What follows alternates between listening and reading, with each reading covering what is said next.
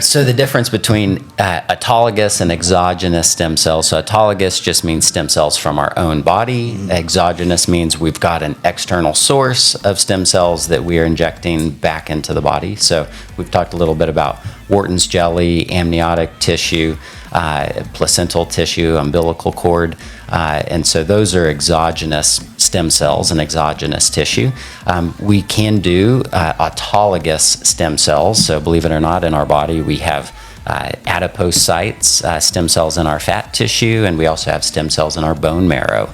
And so we can actually do a procedure where we harvest, either with a mini liposuction procedure, harvest the fat cells, and then separate these stem cells from the fat cells, or we can do a bone marrow aspirate, typically from the pelvis or the iliac bone, and then inject those back into an arthritic joint. It really is used best in the setting of arthritis. I would put this at a level of care above PRP, but still below the exogenous stem cells. It is maybe a little bit less expensive, but can be repeated multiple times as well. Typically, we will use it in conjunction with PRP, either typically before and after some sessions to prepare the joint for the stem cells, and then a follow-up session as well to, again, reignite the healing and remodeling process that the stem cells offer.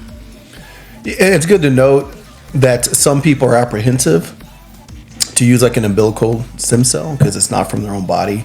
I want people to keep in mind that we have donating C-section mothers. Like it's not, people still think there's like dead fetus out there. We don't use anything like that, nothing immoral like that. It's women who are dedicated to science and donate so we can get the exogenous stem cells.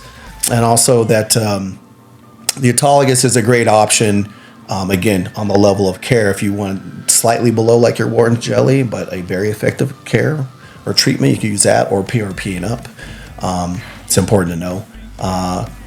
So I think again, when a client comes in, the best care is specific to the client. And in these cases, we use the Western medicine and Dr. Meyerson to really pinpoint what the client's needs are.